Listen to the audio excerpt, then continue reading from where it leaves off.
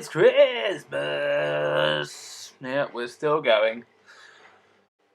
James Pond 2, codename Robocod, is the puntastic platformer that pits you as the titular Robocod, who is called to help when all the toys in Santa's workshop start crying out for help.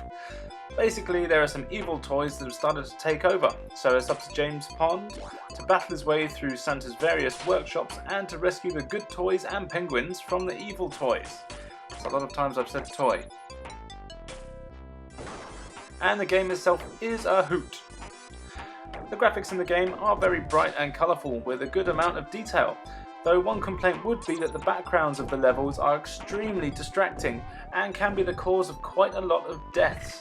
However, the rest of the game does look good and the animation is pretty pleasing too. Controlling Pond, James Pond, is nice and easy.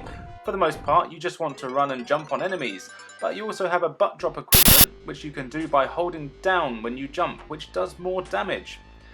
One thing that's very unique to the game is the fact that you can stretch to almost infinity. You can use this move to grab onto things above you, where you can then shimmy along. This is very useful when it comes to avoiding spike pits and the like. It's also very important in beating a lot of the levels, as you'll often come to the end of the screen wondering where you're meant to go next, only to find that the next path is way above you. While you're stretching, you are invincible, but if you do get touched by an enemy, you shrink back down to the ground, so timing is everything when you're using this. Throughout the levels, there are hundreds of collectibles, most of which give you points. However, watch out for poison bottles, which will give you damage, and of course there are good items too. Stars will give you health and extra lives, and there are also wings, which will allow you to fly for a long time, making a few of the levels a little easier. The game has lots of secret levels and exits to find, which adds a lot to the replayability. And as with a lot of these games, of course, it is a good challenge without looking for these. But it is quite a short game. When you learn the layout of most of the levels and the boss patterns, you can beat the game fairly quickly, which, as there is no save feature or even a password system, is a very good thing, really. So overall, this game is a lot of fun. It's a challenge, but for the right reasons, and it has a nice Christmas theme.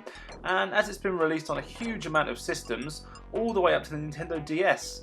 This, by the way, is the Mega Drive, or Genesis if you will, version. However, I seem to think that the Master System version is my favourite.